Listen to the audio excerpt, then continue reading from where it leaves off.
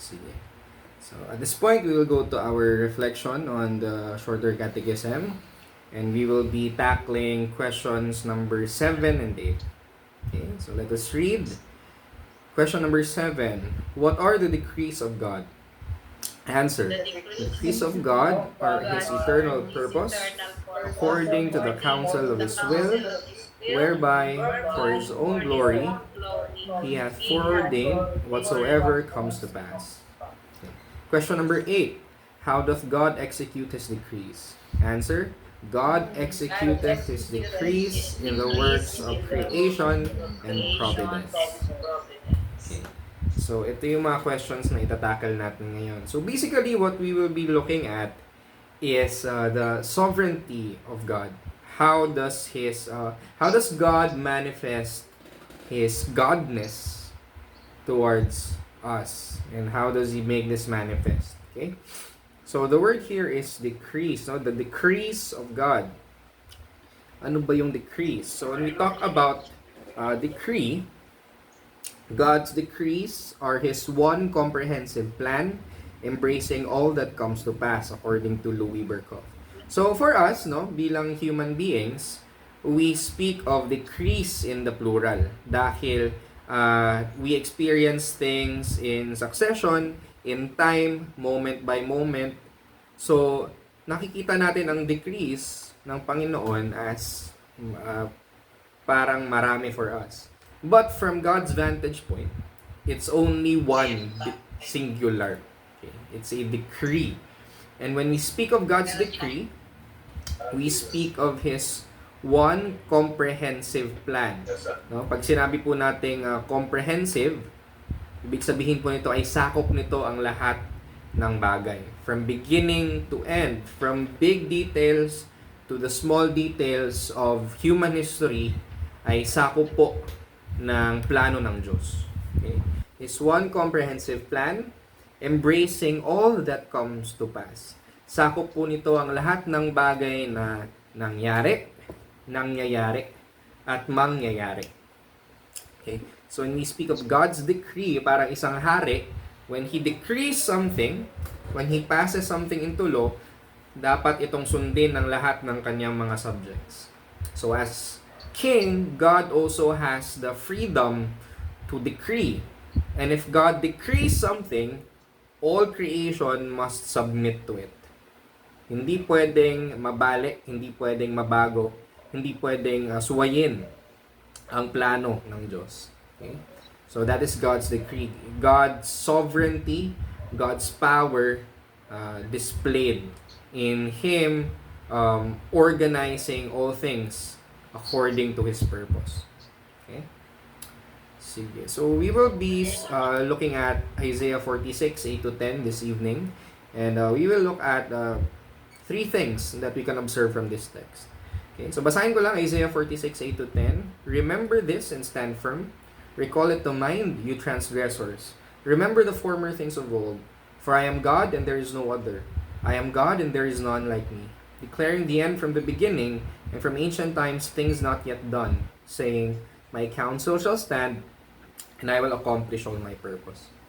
So dito, no, we see in the context ng passage na ito, an indictment against the gods. So dito, God was telling the people that He alone is God. No other God exists.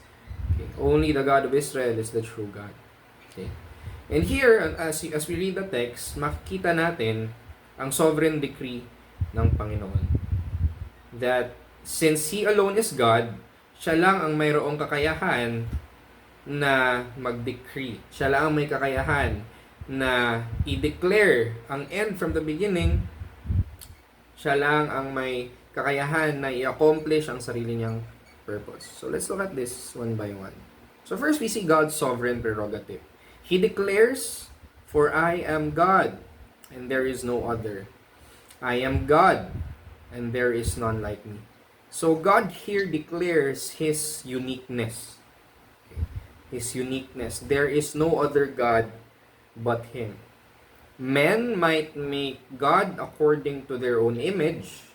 Man may try to fashion their own deities that reflect their desires, reflect their character, but there is no other God like the true God. Because all those other gods are false. He alone is the one true God who made human beings in His image.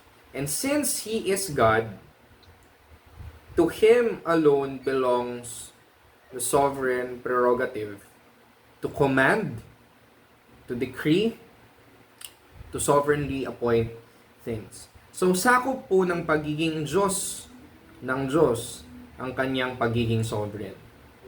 If God is not sovereign, He ceases to be God.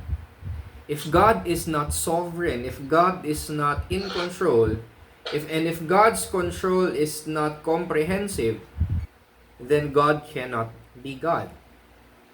Okay. So bilang Diyos, kasama sa kanyang pagiging Diyos, ang attribute of being sovereign, being in control. Hindi pwedeng maraming bagay ang kontrolado ng Diyos, ngunit may mga bagay siyang hinayaan niya na lang sa other forces. God cannot be just 99% in control, and then He lets the 1% be run by human beings or other forces. Hindi po ganun. When we look at Scripture, when we look at who God is, being God and not a creature, being God and not like human beings, then we must affirm na sa Kanya lamang itong prerogative to appoint, to decree, to sovereignly order all things for His own glory. Okay? So, hindi natin pwedeng i-fashion ang Diyos according to our likeness. Okay? The greatest, most powerful human being might be in control over most things sa kanyang kaharian, but He does not have absolute sovereignty. Kaya siya merong mga guards, kaya siya merong mga kawal, because there is still that threat of rebellion. Pwede pa rin siyang mamatay. There could be coup d'etat. But when it comes to God, nothing threatens His sovereignty because He is God and there is no other. No human being can threaten, no human being can thwart, no human being can stop God from being God and from accomplishing His purposes. Okay? So kasama po yan sa pagiging Diyos ng Diyos, that He is sovereign. And then we see here, does God only foresee or foreordain? Sabi ni God, declaring the end from the beginning and from ancient times, things not yet done. So sabi dito, because God is God and there's no other like Him, only He can do this. He can declare the end from the beginning. Kaya niyang sabihin ang mga ends, ang future, ang purposes, kahit na hindi pa nangyayari ang mga bagay-bagay. Okay. So we ask the question now, can God tell us what will happen in the future, or can God tell us the purpose why things happen because nakikita niya ang mangyayari sa future? Or is God able to tell us the purpose of why things happen? God is able to tell us what will happen in the future because He was the one who decreed it to happen. He was the one who foreordained it to happen. I think it's the latter.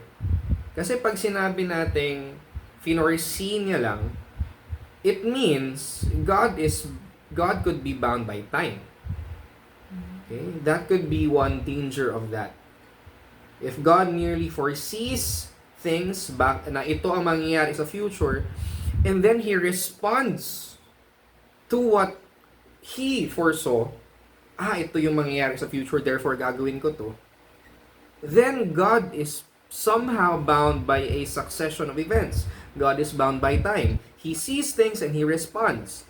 But God is not bound by time.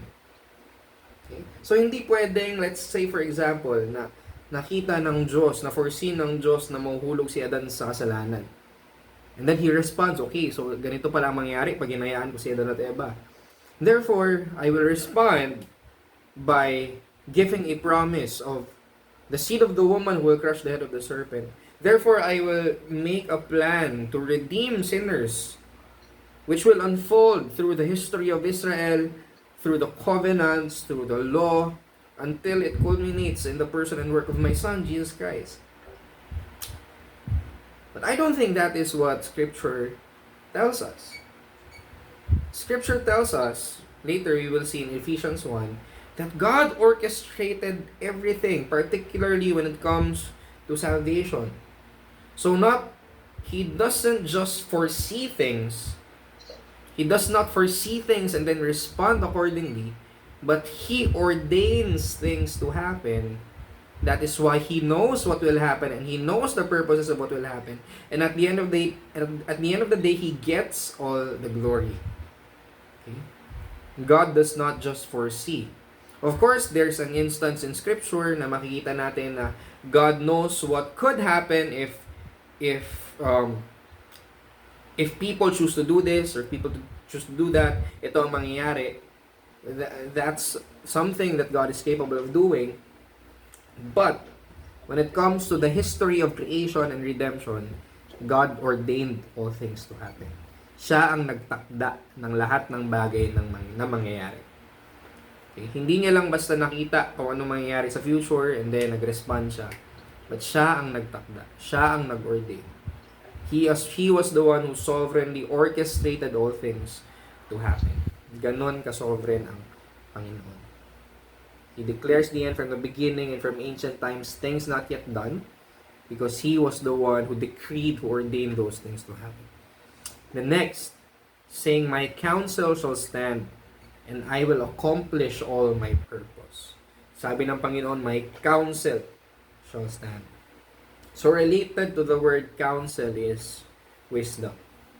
Kaya 'di ba when we have problems, we go to someone, maybe a pastor or a psychologist, and we do counseling.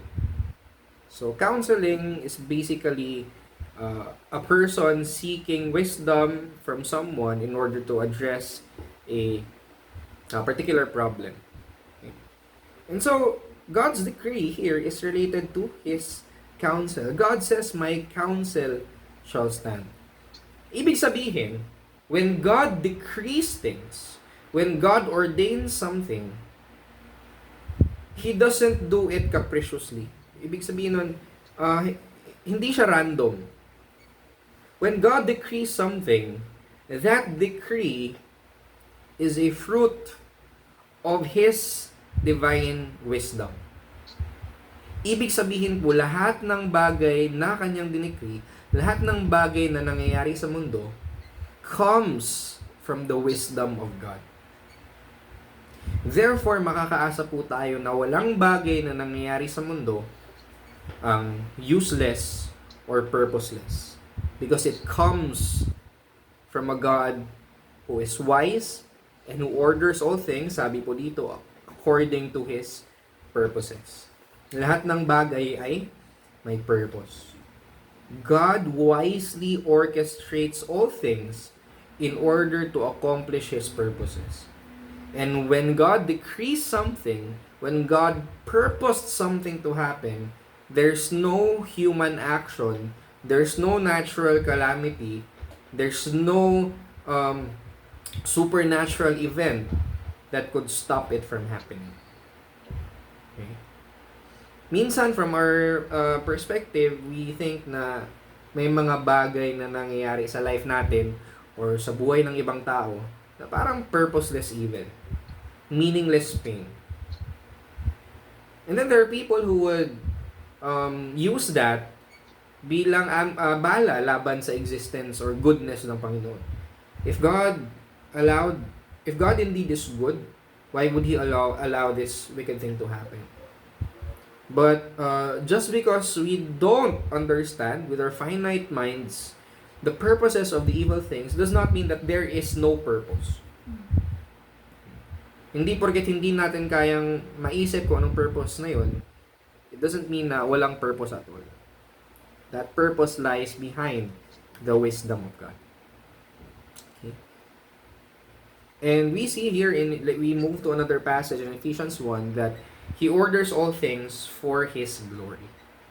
Okay, let me read Ephesians 1:11 to 12. In Him we have obtained an inheritance, having been predestined according to the purpose of Him who works all things according to the counsel of His will, so that we who were the first to hope in Christ might be to the praise of His glory.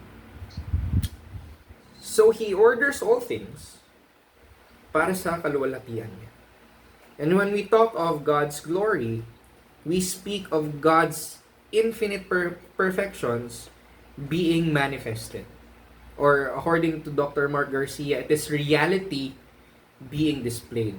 The reality of who God is being displayed to all.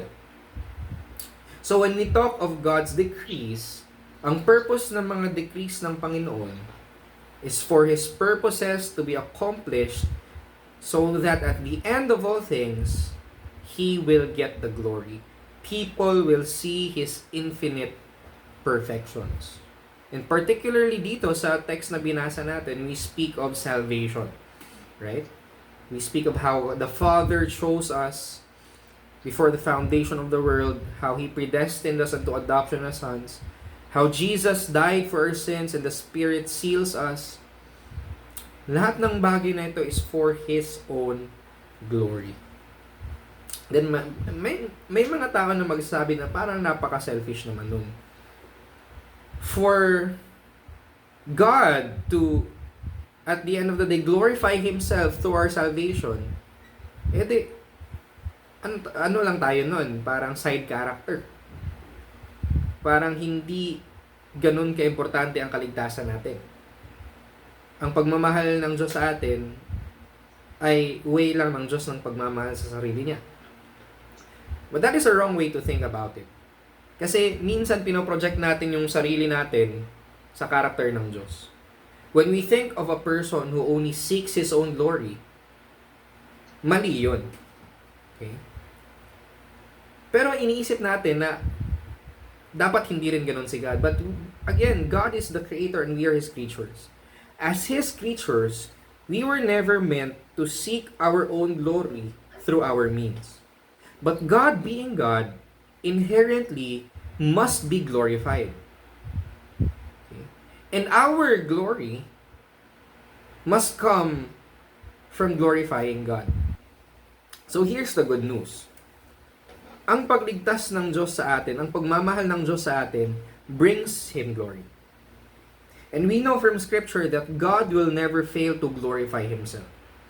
So if loving us and saving us glorifies Him, and God will never fail to glorify Himself, therefore we can be assured that God will never fail in saving us and in loving us.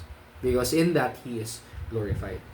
So ang glory ng Diyos at ang pagmamahal niya sa atin ay hindi magkaaway.